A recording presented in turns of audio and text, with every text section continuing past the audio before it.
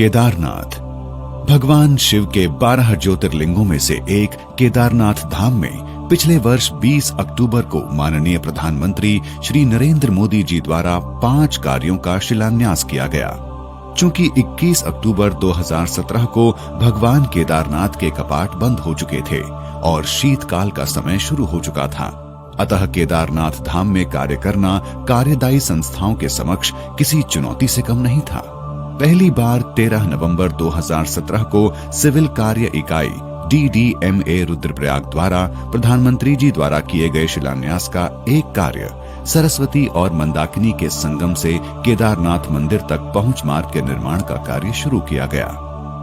कार्य करने वाले श्रमिकों के हौसले इतने बुलंद थे कि कार्यदायी संस्थाओं द्वारा फैसला लिया गया कि निर्माण कार्य रात्रि में भी जारी रखा जाएगा, जबकि रात्रि के समय तापमान -7 से -15 डिग्री सेंटीग्रेड तक पहुंच रहा था।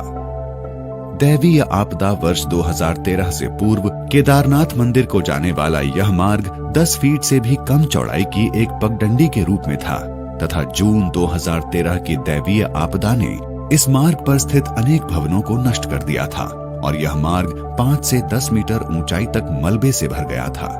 वर्तमान में निर्मित मुख्य अक्ष के निर्माण के दौरान सर्वप्रथम इस संपूर्ण मलबे को हटाया गया। इस मार्ग को सीढ़ीनुमा आकार दिया गया एवं लगभग 20,000 स्थानीय पत्थरों को तराश कर इस मुख्य मार्ग पर बिछाया गया है।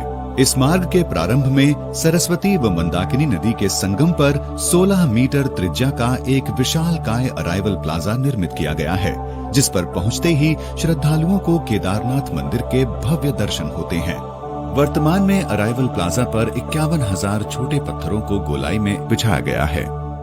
मुख्य अक्ष को पार करके श्री केदारनाथ मंदिर के विशालकाय प्रांगण पर पहुंचा जाता है। 15,200 स्थानीय पत्थरों को बिछाकर मंदिर प्रांगण को विस्तारित किया गया, जिससे इसका भव्य आकार 4,340 वर्ग मीटर हो गया है।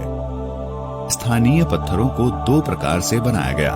कुछ पत्थर मशीनों द्वारा बनाए गए और कुछ पत्थर कारीगरों द्वारा तराशे गए। एक कारीगर एक पत्थर को तराशने में पूरा 1 दिन लेता है, अतः पत्थर तराशने का कार्य अपने आप में अत्यधिक कठिन कार्य है। इस श्रृंखला में दूसरा कार्य है मंदाकिनी नदी पर बाढ़ सुरक्षा कार्य। सिंचाई विभाग उत्तराखंड द्वारा मंदाकिनी नदी के बाएं तट पर 380 मीटर लंबी व 6 मीटर चौड़ी सुरक्षा दीवार का निर्माण कार्य पूर्ण किया गया है, जिसके ऊपरी भाग में पर्यटकों एवं श्रद्धालुओं हेतु एक सुंदर मार्ग का निर्माण भी किया गया है।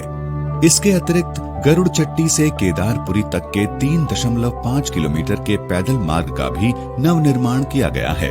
सन 2013 की दैवीय आपदा में पैदल रास्ते के ध्वस्त हो जाने के बाद गरुड़ चट्टी का संपर्क केदारनाथ से पूरी तरह से टूट गया था। वर्तमान में इस मार्ग को 4 मीटर चौड़े पक्के रास्ते के रूप में विकसित किया गया है। दैवीय आपदा 2013 के बाद रामबाड़ा से आगे केदारनाथ तक मंदाकिनी नदी के दाहिने तट पर स्थित पैदल मार्ग पूर्ण रूप से ध्वस्त हो गया था, जिस कारण तत्कालिक तौर पर मंदाकिनी नदी के बाएं तट पर पैदल मार्ग का निर्माण किया गया था। इस मार्ग की चौड़ाई कई स्थानों पर अत्यंत कम एवं ढाल अत्यधिक होने के कारण श्रद्धालुओं को परेशानियों का सामना करना पड़ता था। इस वर्ष इस मार्ग को 5.3 मीटर चौड़ा कर दिया गया है और पूरे मार्ग पर रेलिंग लगा दी गई है। केदारनाथ धाम के पूरब में स्थित भैरवनाथ मंदिर अपने आप में विशेष महत्व रखता है। 2013 की आपदा के पश्चात यह मार्ग भी जीर्ण शीर्ण स्थिति में पहुंच गया था। इस वर्ष इस मार्ग का भी पुनर्निर्माण किया गया है। इसके अतिरिक्त सरस्वती नदी के तट पर सुरक्षा दीवार एवं घाट, तीर्थ पुरोहितों के आवासीय भवन और आदि गुरु शंकराचार्य जी की समाधि का पुनर्निर्माण का कार्य अगले वर्ष की यात्रा से पहले पूरा करने का लक्ष्य रखा गया है। इस वर्ष अब तक 7,25,000 से अधिक तीर्थयात्रियों ने केदारनाथ जी के दर्शन कर लिए हैं। इस वर्ष संपूर्ण केदारपुरी को वाईफाई सिटी बना दिया गया है। इसके साथ ही केदारनाथ एवं अन्य पड़ावों के संबंध में संपूर्ण जानकारी देश के प्रत्येक राज्य के तीर्थयात्रियों को उपलब्ध कराने के लिए केदार गाथा नामक मोबाइल ऐप को विकसित किया गया है, जिसमें 18 भाषाओं में धाम के बारे में जानकारी उपलब्ध है। इस वर्ष माननीय प्रधानमंत्री जी की अपेक्षानुरूप डिजिटल ट्रांजैक्शंस पर विशेष फोकस किया गया।